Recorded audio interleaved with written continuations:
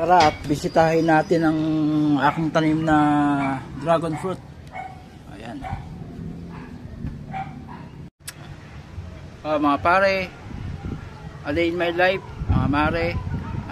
Talaga ipapakita ko sa inyo ang tanim kong dragon fruit dito sa aking taniman. Nakatanim lang ito sa paso. At sa wakas nagbunga muli. Last year nagbunga to ng 4, ngayon dadalawa lang ang binunga niya. Sa tag-isang paso ay 2. Ang isa ay Isis Gold pero hindi siya nabuhay.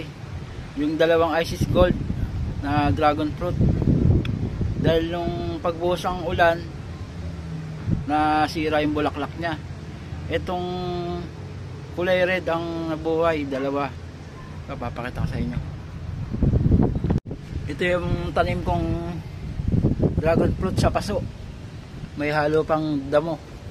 Yung damo yung tinatawag na paragis. Ayan, lumago na siya. Ito yung isang bunga. Ang laki niya, oh. Ang laki. Malapit na siyang mahinog. Dito to sa taas ang tanim kong dragon fruit.